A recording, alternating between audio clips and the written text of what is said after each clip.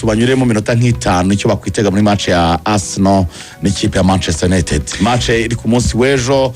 Man United Michael Carrick gutangira gata arasa Man City yari geste nziza cyane, abantu banamutegereje ko yakomeza izo performance, ariko Arsenal n'ubundi komeza kutugaragaza ko ari ikipe ikomeye cyane muri Champions League, ese irasa ikipe ya Inter de Milan nayo ikomeye. Ni match abantu bakwitega hiki ku munsi w'ejo. Abantu biteze kwibaza se Man United niyo yaba ikipe ya mbere itsinze Arsenal mu rugo iyi sezo. Arsenal mu rugo mu marushanwa yose iyi sezo ntagira atsindirwa. Kuri Emirates bamaze kwakina match 16, batsinze 16 banganya match 3. Ma ikipe hafi ya yose yarakubitiwe andi yarahanganyirije. Michael Carrick amaze gutoza ubundi match enye United.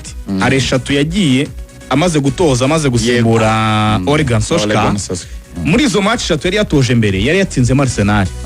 Abantu babyibuke neza yari yatsinze Arsenal anganya na Man City, yatsinze Arsenal 3-2, arasa Man City 2-2, anatsinda Villarreal. Ejo bundi agarutse atsinze Manchester City ibitego 2-0. Michael Carrick ayidomina cyane, anayirusha. Ubundi muri izo match enye yatsinze ibitego 8, yinjizwa ibitego 3 gusa. Clean sheet ebyiri muri izo match enye. Ariko uyu mugabo Michael Carrick ibitego 8 muri match enye bigaragaza uburyo equipe ye ishobora gutsinda ibitego na demonstration yagaragaje ari muri Middlesbrough. Muri Middlesbrough muri match ya 36 yayitoje yatsinze ibitego 219, yinjizwa ibitego 174. Yavuye muri Middlesbrough yizigama ibitego 45 gusa. Bisobanuye equipe ye ubushobozi bwo gutsinda ibitego burahari, ariko kugarira nacyo kibazo United ntekereza ko akeneye gukoraho kiruta ibindi byose, ko United mu gutsinda ibitego muri Premier League utagira ngo nimbi ni makipe atatu ya mbere. Ubundi nyuma ya Arsenal, nyuma ya Manchester City, hakurikiraho Man United ifite ibitego 38. Akaba ariyo kipe imaze kure mu buryo bwinshi, imaze no gutera amashoti menshi agana ku izamu, ariko imaze kwinjizwa 32. No kuba yizigamye ibitego 6 byonyine. Kandi Arsenal yo kote foro zayo muri sezo uretse kuba ari equipe ya kabiri imaze gutsinda ibitego byinshi, ibitego 40, ko City imaze gutsinda 45. Arsenal niyo equipe gifite defense nziza cyane, niyo equipe gifite rest defense muri championship zikomeye i Burayi nziza, imaze kwinjizwa ibitego 14 gusa. Naho zende Arsenal ubundi muri match 34 imaze gukina mu marushanwa yose isezo, match 18 muri zo nta gitego yinjijwe. Bisobanuye ngo hano hantu kuri Michael Carrick nakunze uburyo yapanze no kipe muri system ya 4-4-2 kuri match ya Manchester City. Pe ubona ko arimo aranayikora hababaza cyane, arimo arayirusha mu nguni zimwe na zimwe, by'umwihariko mu mayeri y'abatakabe. Yatakisha Brian Mbeumo tutari tubyiteze, twiteze ko ashobora guhatakisha Benjamin Sesko cyangwa akashyira Matheus Cunha, kuko niko tubona Ruben Amorim abigenza, ahubwo Mbeumo akaguma perimeter aciye mu mandi.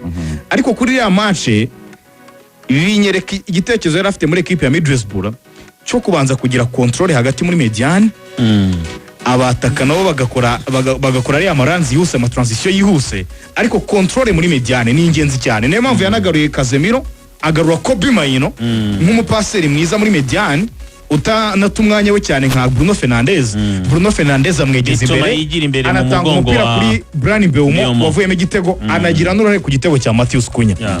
Sasa kuri Arsenal ntekereza ko izi trick za Man United n'ubundi nizo mereza amahirwe 100% ko arizo Michael Carrick ari bugarure. Ahubwo kuri Mikel Arteta we hari iki ngiki, yishimiye yuko bwa mbere muri iyi sezo afite groupe yose y'abasenior. Umukinnyi wenyine afite wavunitse ni Max Doman. Ethan Henry yamaze kumutiza muri Marseille. Mu myitozo Ricardo Carafiori yagarutse ndetse na Pierre Hincapié. Yitezwe ko ndaza gufungisha Saliba na Gabriel. Timba akaba yagaruka, ibumoso akaba yakinisha Carafiori cyangwa Skeri. Amahirwe aracyari menshi ko Carafiori yagaragara kuri iyi match. Ariko ikintu kiriho hano ni iki ngiki, Mikel Arteta bari kumubwira yuko match zikomeye iyi saison zigusaba gushyiramo ikinyuranyo hagati ya Manchester City. Kuki udakinisha Berechieze niwe mukinnyi ufite sofa iyi sezo mu Premier ufite umaze kugutsindira game nini zose, kugufasha kuzitsinda. Yatsinze Tottenham hat-trick, yatanze umupira uvamo igitego kuri Bayern Munchen, yamutsindiye Crystal Palace yananiranye. Hari n'indi game narimo nibuka muri zino zikomeye i Manchester City, yatanze umupira kuri Gabriel Martinelli wavuyemo igitego. Ambwira ati kuri Manchester United iri bugaruke muri system yabana inyuma, itari buze kuguhereza imyanya ihagije mu migongo yabo y'abadefenseri. Nta gukeneye noneho umuntu ufite ubushobozi bwo kwerimina abamediateri ba Man U abakura mu myanya kugira ngo arekure pass ya nyuma kumwataka aho hantu Mikel Arteta ari kumubwira ati controle kuri no mukino sintekereza ko ikenewe ari nyinshi cyane ubwo iravuga mu gihe yakinishe Martin Odegaard ahubwo ukeneye kuba gukora icyangombwa muri ino match United ntago byitezwe ko iza kuhanganira nawe umwanya umupira kureka irabizi yuko uza kugumana igihe kinini kandi uri mu rugo kandi imibare yo mu rugo na equipe itayitinya ku mugane burayi magingana ahubwo ni gute wowe noneho uza kuyubikaho urusyo ubundi babyita kuyubikaho urusyo ntabwo ukeneye control ukeneye kuza full force uyuzuzaho ingufu kuko gukora ikosa urabizi ko gukora ikosa ugatsindwa na Man U Man City amahirwe ni menshi kirasa Wolves arasigara mu manota ngahe ane yonyine uraza kuba wongeye gufungura shampiyona uraza kuba wongeye gufungura title race so mu yandi magambo Mikel Arteta iyi match 11 beza batari mu ubwoba kwirekura cyane United umutoza iyi ni match ya mbere ayitoje kuva garutse hari byinshi atarasobanukirwa ku bakinnyi nta mpamvu yo kwirezeriva mu mukino wawe mutere bamushinja tugenda bene Manchester United muri match zo hanze ifite n'ibibazo bikomeye cyane kuko 11 yatsinze 3 inganye 5 itsindwe 3 yinjizwa ibitego 19 yinjiza 18 ubwo ngo yarinjije irimo mwenda w'igitego kimwe hanze prediction yanjye amahirwe menshi ntago mbeshya ndaya Arsenal ndaya Arsenal pe bizaba score yegeranye score nago ni nekereza 2-1 wowe Adara United kuba yaba equipe ya mbere kuyaha amanota Arsenal mu rugo kuri Emirates iyi saison